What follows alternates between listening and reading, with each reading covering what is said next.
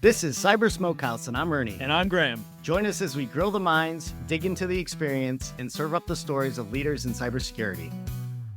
Cyber Smokehouse is sponsored by TBD Cyber, a cybersecurity strategy consulting firm. Someone we're really excited to have on the show today, and a personal friend of mine from my time at Equifax. He's a previous cybersecurity executive and now a podcast host and travel entrepreneur.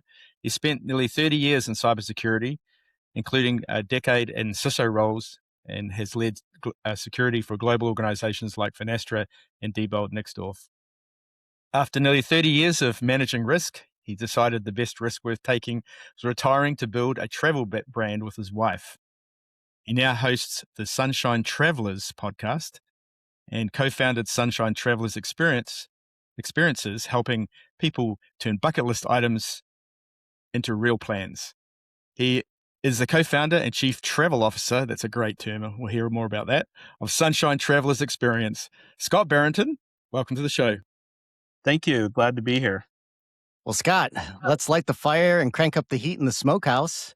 So I know you've kind of changed professions a little bit, but that doesn't keep you far out of the cybersecurity loop. So, you're still tracking the industry. What do you think still are the big challenges for cybersecurity these days? You're still talking to colleagues. What are you hearing? I think it's still that the cybersecurity organizations are behind the eight ball on all things, right? So technology changes faster than the industry can stay on top. Decisions are made often without cyber in the loop on those, and so having to react to other people's decisions. And I saw something today that that just resonated with me, and it was a meme that said, "I clean up other people's mistakes." Right, and so I think those are, some of the top things. There's a lot more that we can get into, and I'm sure we'll talk about them during today's session. But I do try to stay on top of what's going on in the industry and make sure that I can continue giving back a little bit. It's a shame to take 30 years of experience and just shove it in my pocket, and walk away from that. So you've said they're kind of behind the eight ball. So kind of maybe let's drill into that a little more, because I think one of the in our discussions we've had prior to the show here, I think one of the things that concerned you is about the risk associated with cyber and where that risk kind of falls. So maybe we can explore that a little more. Yeah, I think both of those things are one and the same. I'll use AI as a great example. Business leaders are so excited about the benefits that come from AI, but we all know and have seen some of the risks that can come, and they come a lot faster, and potentially even more. I don't want to use the word deadly, but more potent than before. And so I think that a CISO today has signed up and is responsible for a lot of risk inside the organization, and it really ties that meme that I was talking about together. Is I fix other people's mistakes, and often there's just maybe an implicit trust that the CISO can fix all mistakes, but we're not omnipotent. We don't know everything, and so we fix the things that we know about and can find. And our job's really more there as an advisor to help the business avoid mistakes. So, but that's not what's happening. And we saw cases with like Uber and others where went after the CISO criminally, right? And tried to bring charges against them. And to me, it was getting to the point where I thought that the risk was exceeding the reward of being in the role. And I had some great things that I wanted to go off and do and work on. And I think I was proud when I got my first CISO role, but I can tell you there's no type of pride like being an entrepreneur in taking that role of trying to build something from scratch. And so, really excited about that next phase of my career as well. Scott, that's really interesting. I'm curious to dig in that too. I mean, so for me personally, I think the aspiration and goal was to be a CISO. Like that was it, and you wanted to be that. And I think it's really changed because of that risk aspect. And we hear a lot of people like, "Man, it's just getting too dangerous. I want to get out of it." I mean, what were you hearing? And it sounds like people are getting more nervous, and it's not really as desirable anymore to be the CISO. Talk to me a little bit about that decision and burnout and like, what are you hearing? Yeah, I mean, for I guess the last 20 years, maybe not so much in the first 10 years, but for the last 20 years of my life, I've been on call 24/7, 365, right? Not, it wasn't that I never got to go on vacation. I've heard jobs where people just can't take time off to go anywhere. But even while on vacation, I was doing meetings, I was on conference calls. If, you know, something happened, had to respond and make sure that, my team, and especially once I jumped into the CISO role, right? Because I'm supporting our executives, making sure that everybody has the level of support that they need. And so, um, I used to sleep with my phone, prior to that, a pager right at my head. I actually charge my phone in the other room now at night. And that's the greatest feeling that you can ever imagine, is it's okay to walk away from that device. Yeah, we used to have a colleague who ended up retiring with us, and he used to have a funny saying. He's like, you know what? He's like, the thing I like about my job is there's no GRC emergencies. Yeah. Which I always thought was funny.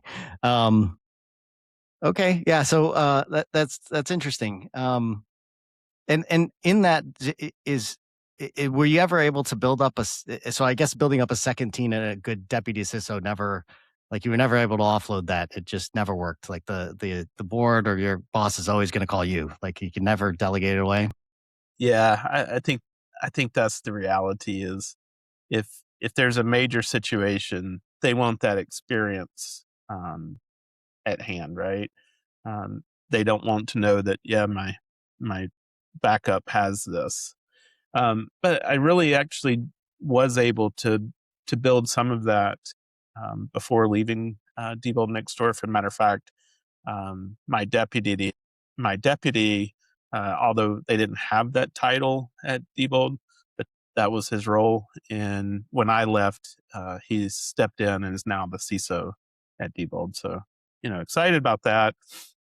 And I think it was well earned because um, I was able to, step away a little bit more from the operational day to day things, focus more on the strategic and supporting our business, and really letting him run the operational aspects. So, what would you say were your biggest accomplishments at your time there? Like the biggest program improvements? Um, you know, I'll tell you when my first day on the job there, and it wasn't a very large team, but it also wasn't a small team. And when I came in, I was trying to figure out what everybody did. Like, what were their roles? And they didn't even know what their roles were. Right. And I feel like there was a lot of ambiguity that was maybe put in place purposefully. Um, but we had an incident not long after I joined, and all of a sudden, I didn't know how to get a hold of anybody. Um, when I did, they all just kind of started doing this number. Even the manager for our security operations um, just kind of went silent on me and was like, "Oh gosh!" So really had to build that up, uh, from the ground. But we had a level of support from the executives team at the time to really build that up and build it into something that our customers could trust as well as our board.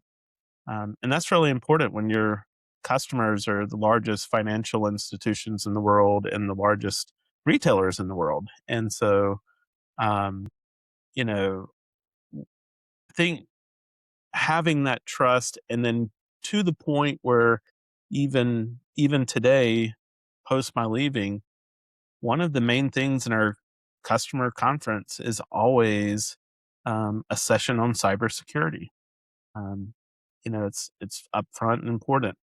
And so I think going from the point where no one knew what this organization was there and doing to the point where it was core and central to our business, um, I think that was what I would say most proud of. Well, that's interesting. So if you didn't know what people are doing, then how did you size to know like you had the right capacity? I mean, like how do you move from that to like, do you have the right amount of people? That becomes a challenge. I mean, a lot of it was creating those job functions and defining what those functions were, um, and then um, getting the right people into the right seats. And so there's a lot of turnover at the very beginning as we did that. But once we started getting the right people there, uh, it was quick to see where our gaps were, where were our strengths. Could we shift some of those strengths into our weaknesses?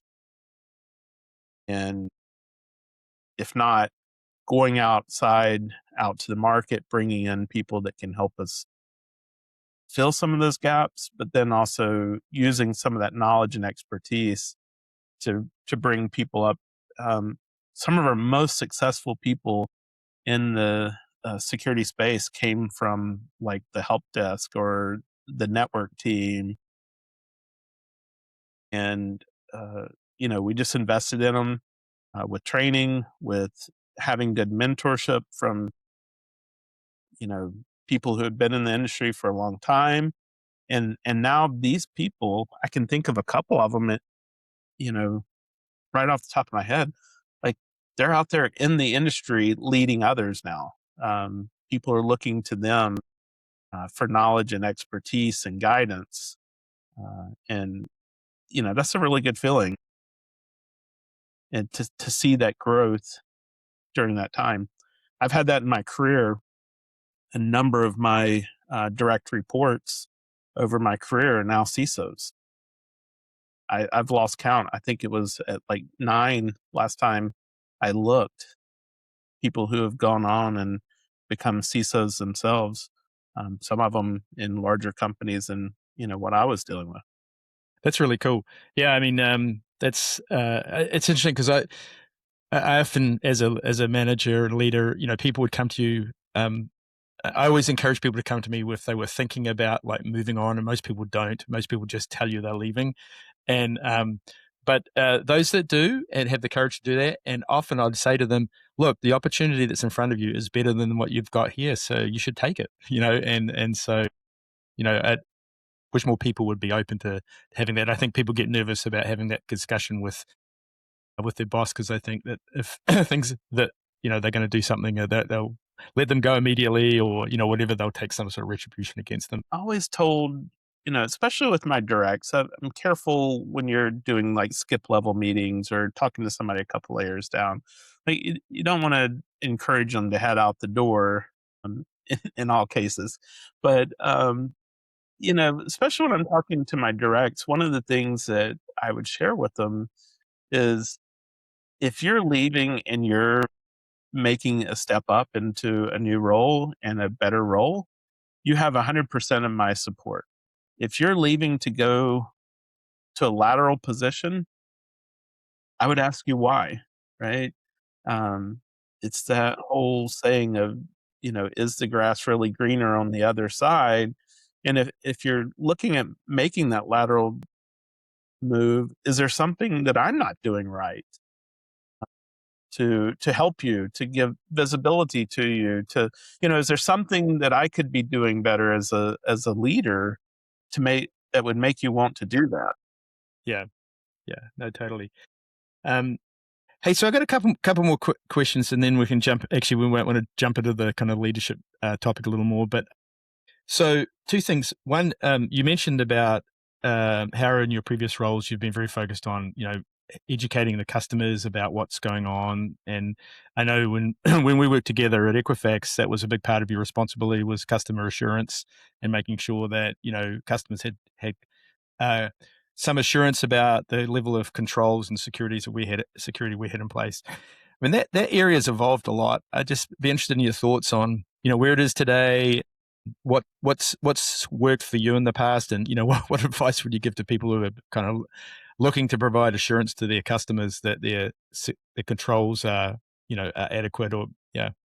So I think I'll pull from Equifax as, you know, one story that really shaped me as a person, but also how I thought about this is we had many demanding customers, but we had one that was super demanding.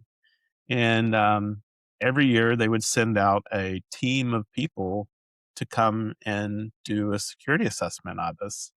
And I remember thinking to myself, okay, you know, I think maybe I was a week or two on to the job, and I went into this meeting, and they started just, or they really just sat across the table, and I thought, are we ever going to get started? And finally, the auditor was like, well, are you going to present your program? And I was like, I figured you would ask questions. And she literally looked at me and said, well, if that's the approach you want to take, then we're going to be here for a week or two. And it ticked me off when she said that, to be honest. But then I went back and I thought about it, and I was like, you know what? She's right. We need to present the program um, to our customer, not wait for them to just ask us pointed questions. And so um, we literally, Graham, I think we had about a 200-page deck that we would tailor, you know, we would hide and stuff like that for customers. But after that point, you know, it got to where our customers really began to have a level of trust in us. And before I left, we even moved it to where we were inviting them to come like once a quarter. And we would have these sessions where we'd bring in 4 or 5 customers at a time. Yeah. I remember those, Scott. I remember being involved in some of those presentations, and we had to roll a cast of IT people through to talk about different aspects of what we were doing. So, yeah, it's interesting. You know, but then use that and say, well, you know, that's a good like canary in the coal mine, right? If that canary comes out really dirty, then you know you got a problem, but it's not enough, right? Even spending a week on site, you're not going to find every single potential problem and stuff like that. And that's where the risk, I think the risk management piece comes into play is, do we believe that they're doing the right things to manage the risk? And then if not, what are we going to do? Right. And I'll be honest with you, from a business perspective, there was times where um, we came back and said, listen, they're not doing anything from a cyber risk perspective, right? They don't even have a security team. Ran into that every once in a while. Uh, but the business would come back and say, well, they're a single source supplier.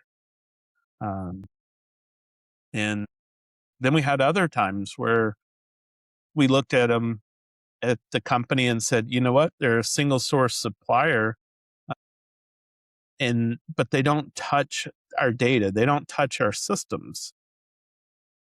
But yet we still held them as a really high cyber risk, because if they went down as a company, all of a sudden we can't get the parts that we need, or we can't get something from them that we need, even though if the risk of that transferring to us was extremely low, or, you know, not at all.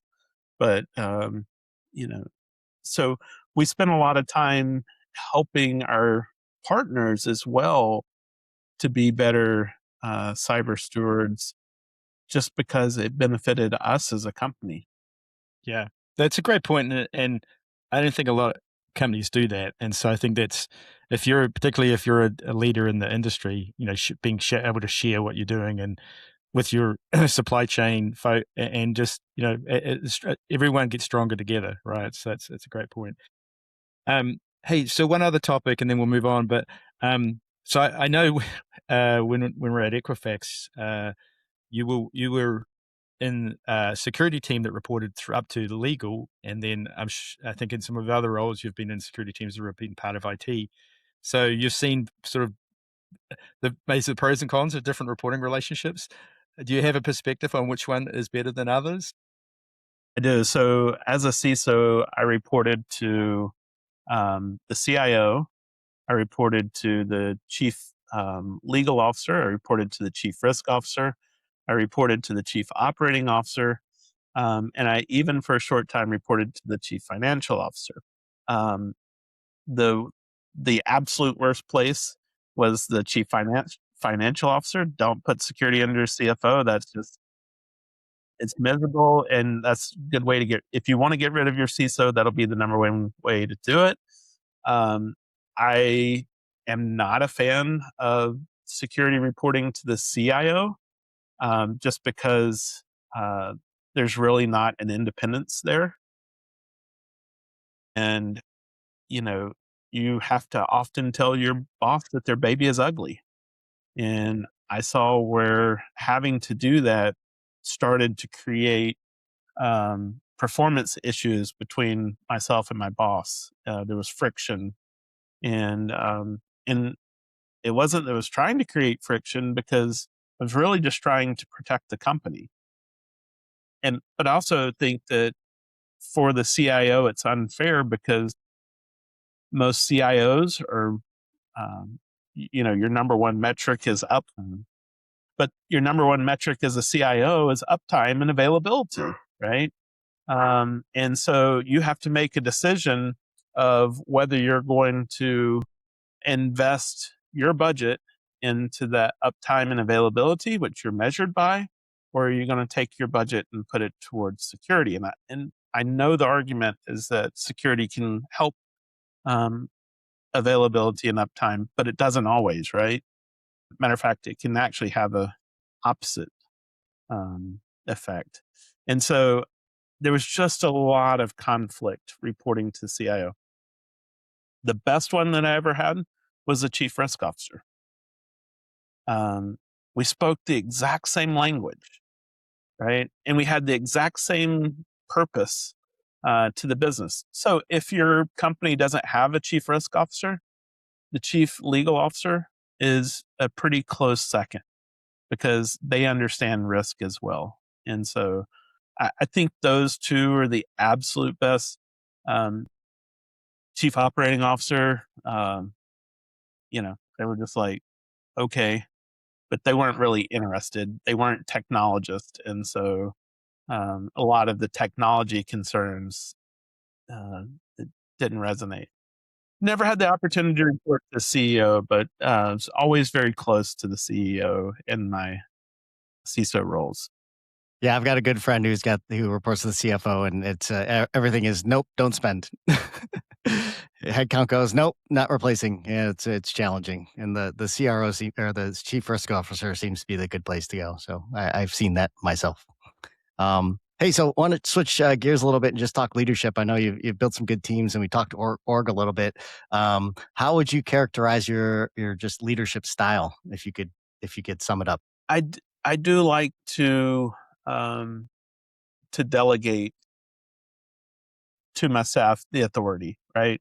Delegation of authority. Like if I'm going to ask you to do something, I'm not going to stand over your shoulder and manage how you do that.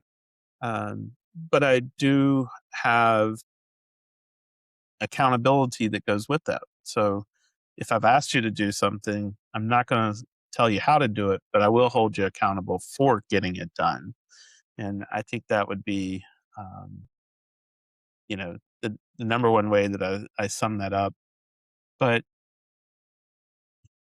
I know people have personal lives too, and I try to make sure to balance that. But I wasn't very good at it. I'll be honest with you. I had one employee, and I appreciated what he was doing in serving our country, but couldn't stand the fact that he would be gone for 6 to 8 weeks a year for training this and whatever. It's like, somebody's got to do this job. And we had a lot of conversations about that. And it's like, and when you disappear for that period of time, that means somebody else has got to take it on. And that's just that was just a personal thing that I had to kind of work through. And I think we got really good, and also it got to where it wasn't, he just disappeared for that period of time. He kind of kept things going behind the scenes, but he had built a really good team, and they took care of things, and so it got to where it wasn't such a burden when he was out for different exercises or whatever. Yeah, I could. It is a conflict, but you certainly want to serve the country, and you want to support that. But it is a challenge when someone disappears. I completely get it. Well, so along those lines, we like to use the analogy, that again, it's the smokehouse, that great pit masters know when to tend the fire and when to leave it alone. Point being is when you're delegating, and you want to let people kind of work through problems, and maybe you see it going wrong, but eventually you sometimes have to step in. So from your side, how long do you let them kind of putz around and work through it, and then when do you see like all right, guys, this isn't working, I gotta jump in. What's your trigger point? Yeah, no, I think the delegation with authority is not setting them up for failure. I don't want to do that. That's not what it is. But I always say have a quick hook, right? If someone's floundering, have that quick hook. Give them a lifeline, pull them out of the situation, whatever, just so that they don't damage their own reputation inside the company, right? Because once you do that, then people don't want to work with you anymore, or they don't trust you, or whatever the excuse is. So, but you know, if you jump in too quickly, you'll do just as much damage. So it's kind of a fine line of when you jump in and take things back. I do a lot of messages offline, like, "Hey, you know, you might want to do this a little bit differently," but not, get on a meeting and say, "Well, I wouldn't have made that decision," even though I entrusted them to make a decision. Gentle coaching on the side. I got it. And I've got a lot of people who appreciate that. And um, one thing I always do is I would try to make sure that I have your back.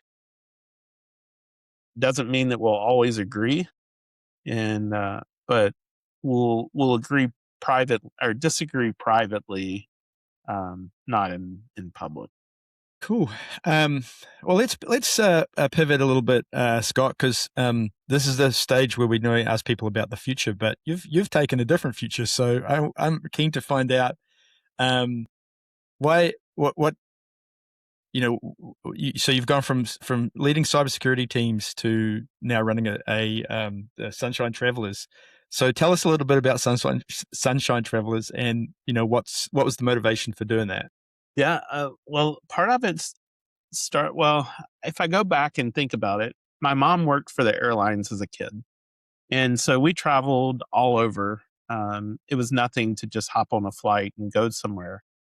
Matter of fact, we were just talking about this, my wife and I. My travel style is very different because as a kid growing up for her, her parents were teachers. And so they had to plan out their vacations.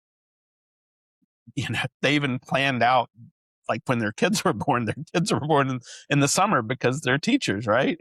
And so it was a lot of planning. But with my mom working for the airlines, we would pack a bag, we'd go to the airport, we'd have a destination in mind. But if that didn't work because we were flying standby, then we'd choose another one and we'd pivot. And if you didn't have the right clothes in your suitcase, well, guess what? There's stores when you get there, right? So we had much more of a dynamic style of travel. Well, then I started traveling for work, and my roles, for the last 15, 20 years have been global in nature. And so as I was traveling for work, I got to go to a lot of wonderful places. But the reality is I saw an airport, a hotel, an office, and maybe a nice restaurant. That's what I saw when I traveled for work. Then my wife, as our kids got older, she started traveling more with me, and she'd be like, "You need to just get out and look around and enjoy these fantastic places you are." Well, fast forward to about 6 years ago, 6 7 years ago, I had the opportunity in between CISO roles to take some time off. And we spent 6 weeks traveling in Europe and island hopping in Greece. And it was fantastic because I didn't have to worry about emails. I didn't have to worry about phone calls, meetings, any of that stuff. And I think that really just kind of drove within us a desire to be able to travel and do more of that. We really enjoyed it. So shortly after that, we started a podcast where we just started telling our travel stories. So that's where Sunshine Travelers was born. And we said, "Hey, look, we're going to do this. We're going to tell these stories in our own voices. And if nobody else ever listens to a single podcast that we ever do, it'll be our stories and our voice for our kids, grandkids, and whatever to hear for a long time in the future. And they'll be able to listen to this." Well, thankfully, there have been some people that listen to our podcast and have followed along. And so when I got to that point where I just really felt like the risk was outweighing the reward and company was looking to, you know, make some cost savings and stuff like that, I said, "Hey, listen, leave my team alone. I'll, I'll, I'm ready to retire, so I will go." And so uh, I did, and we are 100% focused now on Sunshine Travelers. We've got some exciting things that are coming up. We've traveled, we've traveled the world. We've been to Antarctica, we've been to Africa on safari, we've been to the Galapagos, we've been there. We've traveled the world. And a lot of people ask us, "Why do you travel so far?" Because there's so many great things in the US. And just a little tease there is we agree. And so um, we're, we're going to start seeing more of the US. We're going to start sharing more about the US. But that's where we're at. We also opened a host travel agency. So as we were doing all this, people would call and say, "Hey, what do you think about, can you give me some advice about going here? Where did you stay when you went there?" And so they wanted our advice. And so we said, "Why don't we take that and let that be part of our business?" So, we've created this travel brand. We call it Sunshine Travelers Experiences, because that's what we're focused on, is creating memorable experiences. And, we try to help people do that. We're doing some group trips, like Antarctica was a group trip for us. We took people with us. We've got a group safari coming up next year where we're opening up for people to come and go on an African safari with us and experience that. And so we'd love to have, anybody listening who wants to come and join us. We've already worked out all the deals or the details. You don't have to worry about where and what. It's already all done. Just come and enjoy it. And so those are the kind of things that we're excited about. And that's why I tell my wife, I said, I'm not the CEO of our company, because she technically is. And I said, but it's hard to give up the C title, so I'm going to be the chief travel officer. And but we both are fully dedicated into building that out and looking forward to what the future has to hold for us. That's awesome. That's awesome. I did listen to one of your podcasts. I'm going to listen to more, but I enjoyed the one on Normandy, which I think was just earlier this year, was it, or last year? Was you did that one? Yeah. So right after I retired at the end of March, we took off and we were gone for 3 months. And one of the places we went to was Normandy. And I told him, I said, "Wow, you caught an emotional podcast for us," because that one actually was a very it was a wonderful experience, but very emotional. And so Yeah, I found it. It was really cool. You the as you described it, and you talked about your, I think, grandfather, right, who'd been in the Navy. I think, was it in the or in the Air Force? Was it? he was in the Army, and but he was part of the Corps of Engineers, and they.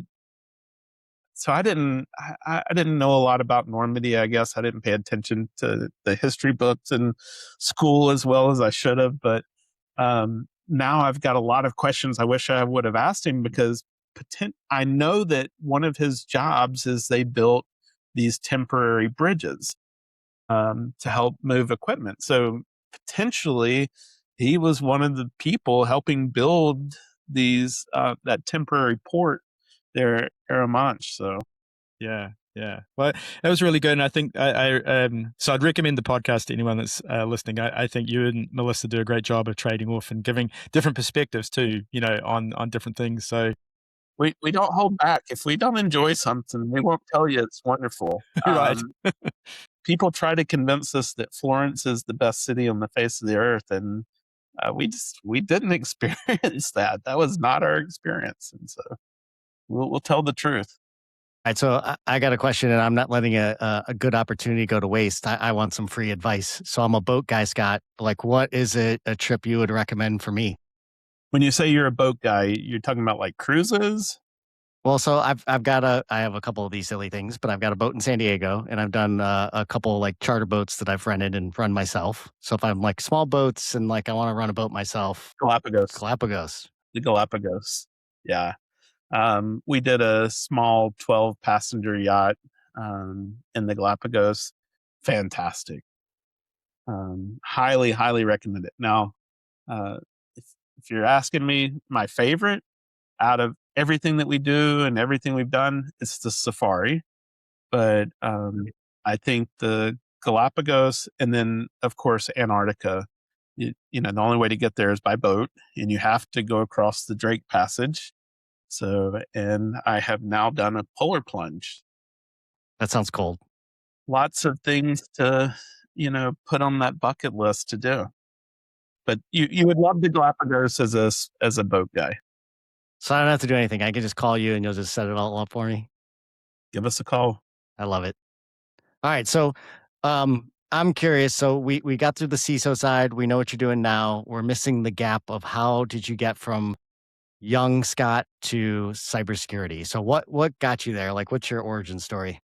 I'm gonna be so transparent here. That's painful. When I got my first security job, I literally didn't know how to turn on a computer. Like, I had no experience whatsoever. But remember, when I went through school, we had typing class, right? We had to learn to type on a typewriter. It wasn't computer, and so I just didn't have a lot of computer experience. I wasn't one of those guys that was building stuff in my basement and garage. But my brother encouraged me. I I was gonna try to be a forest guy, and I thought I could probably hunt and fish for a living. That was my mindset coming out of school. And my brother was like, "You're not going to be able to have a job that pays anything. You won't be able to support a family. Like, what if I got you a job where I work in IT? Would you change your degree to something IT related?" And I was like, "Yeah, I guess." And so he did. He got me a job at Norfolk Southern. That was my very first job. And they had an opening in IT security. And back then, all it was setting up user IDs and passwords and giving data set access, right? It didn't even have personal computers on desk. It was a green screen terminal.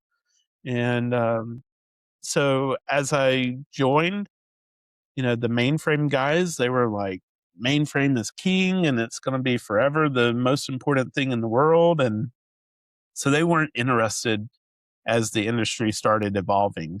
And so everything that came that was non-mainframe, they just saddled it onto me. And before long, I was managing people. I had, a team. And eventually some of those guys came to work for me, right? That had said, give it to the young guy.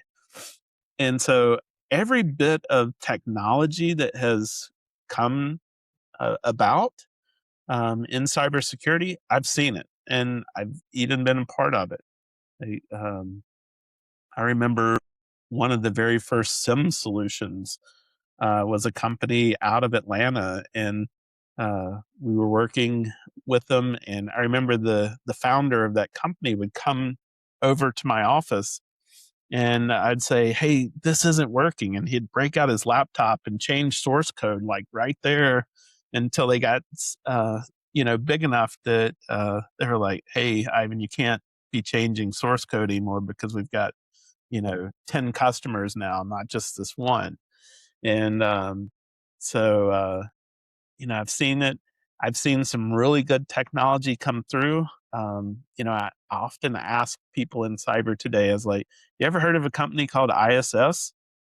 They used to they used to be the king of Mm-hmm. cybersecurity, and now you guys don't even know them. And I know I asked George Kurtz this question a couple of times, and I think I actually ticked him off. I didn't mean to, but as CrowdStrike was growing and they were adding more and more and more, I was like, at what point do you stop paying attention to what made you great?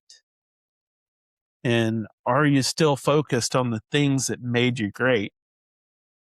And he would answer the question, I think honestly and truthfully, but the second time that I asked him, I think he got upset about it. But, it's like, ask something different, dang it. But, you know, it was it was heartfelt because I really believed in the product and I didn't want to see it become the next ISS, right? Because I had seen that happen when companies started getting too broad. Um, then all of a sudden they couldn't invest as much in everything. And so it was a truthful question, but I think companies are doing really well with that today. I know as a technologist, um, I preferred investing in a platform rather than a bunch of point solutions. I had a CISO of a really large bank one time like chastise me about putting a lot of my controls into cloud partners, and then COVID hit, and all of a sudden all this workforce dispersed outside of the office, and companies were struggling to get their controls to cover all these people who had left the office because they had built them in their data centers to work in their offices. And I always just said, I want to make it work where the people work. And if they don't work in an office, it still needs to work. So, anyhow, I've had the opportunity to see a lot of this great technology, to influence, I think, a lot of great technology.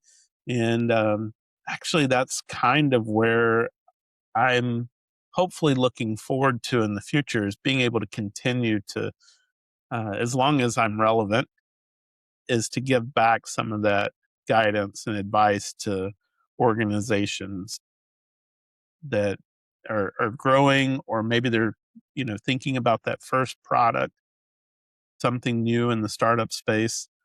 um, I just keep telling everybody, it's like, don't saddle me with the full-time job. My full-time job is right now about 5 minutes from here, which is the beach, and sitting there with my phone and you know doing a little bit of travel planning and figuring out what comes next. Like it. That's the role of the chief travel officer. I love it. All right, so we can't leave without asking you about the Smokehouse, and that means different things to different people. But for you, Scott, are you a smoker, a griller, outdoor cook? Yeah, so I've got my big green egg out there, and as we're thinking about more full-time travel, I've started asking my sons, like, which one of you guys want the egg? So Annie will tell you a story about his. He's got a couple of travel units. You want to describe them, Annie? Yeah, I've got, oh my gosh, I think I have, I've got 3 Traegers at home, and I actually use them all. I've got a portable, tailgater that I bring around in San Diego, and then I go out at this place in New Hampshire that I've been going to. We rent it, and the owners finally like, "Yeah, you can leave whatever you want here for as far as grills." So I have a Traeger that I leave out there along with a Blackstone, and every year he just throws them in the garage and we pull them out, and, so I have a smoker. So we actually shot an episode, and we were gonna do one with you there too, where I had it actually smoking in the background for us. So But that's a smaller one, right? yeah, it's a little guy. Yeah, It's a little guy. It's the hopper's a little smaller, but I can fit a brisket in there. I just got to trim it down. I have a funny story about that, Graham. When I decided to leave Equifax, the day that I left, my last day, there was an event in Atlanta. There's tons of cyber events in Atlanta, and it was at the Big Green Egg. And I went there, and the guy was like, "Oh, throw your business card into the bowl here, and we're going to draw a name to give away a Big Green Egg." And I was like, "Well, today was my last day. I got rid of all my cards." He's like, "Well, here, write your name on the back of mine and just throw it in there." And so I did. And when they got to the end, they pull it out and they call his name. And they're like, "Wait a minute, you can't win this. Like you're sponsoring or whatever." He said, "No, flip it over." And so my first Big Green Egg was from there. It was one of these little ones. And I remember buckling it into the front seat of my car when I left and putting the seatbelt around it and driving away. So that was my intro into the egg. And then I think a couple of years later, I got, one of the big ones. Oh, cool. But I am going to tell you, though, being from the South, is that barbecue is pork. It's not beef. Now All right.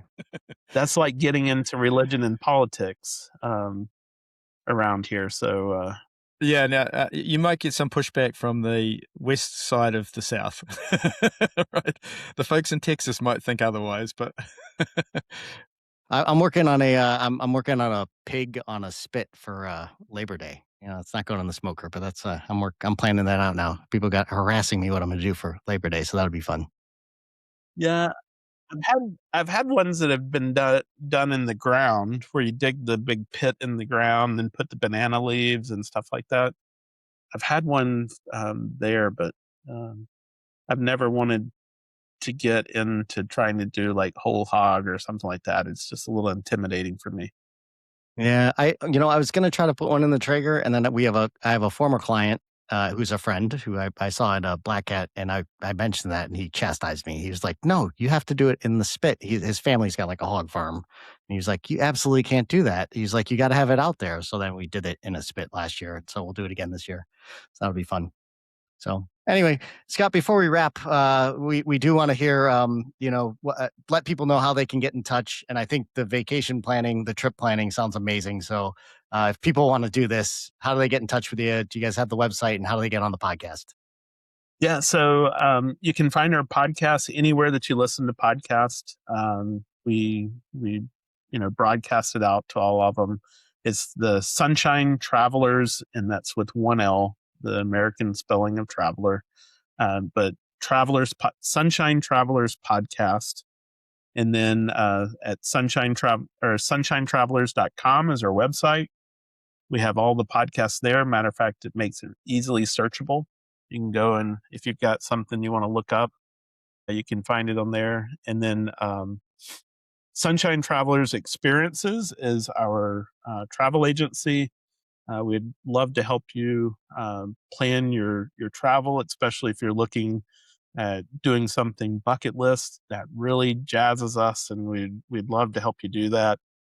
And I decided to make that one a little bit shorter, because Sunshine Travelers Experiences, like, it gets really long. You can find us on that, but Sun X Travel. So Sun, the letter X, and then travel.com. is our travel agency. And by the way, if anybody's listening and you love to travel and you love to give travel advice to people, we're always looking for good travel advisors to come along with us. Well, that sounds very cool. And hopefully, when you're recharged and you want to get back in the cyber racket, we can find a way to work together. Maybe come do some work with TBD Cyber. We'll carve some of it out. And Scott, it's been it's been a pleasure. Thank you for bringing your honesty and experience to the Smokehouse today. Yeah, thank you. I enjoyed it. And to everyone listening, if you got something out of today's conversation, if it made you think or made you laugh, please tell someone about it. That's how we grow the community. Subscribe to wherever you get your podcasts, and we'll see you on the next episode of the Cyber Smokehouse. And that wraps another episode. Thank you for joining. For show notes and other episodes, visit us at cybersmokehouse.com. Cyber Smokehouse is sponsored by TBD Cyber, a cybersecurity strategy consulting firm. TBD Cyber works with organizations to assess their security program, develop and implement security initiatives, and optimize their security investments. We work in areas as broad as data security, risk management, cyber resilience, and security architecture. Our clients value us for our extensive expertise and independent advice, which is why we do not sell security products or deliver managed security services. If you want to work with a trusted advisor, we can help. You can learn more at tbdcyber.com. We'll see you on the next one.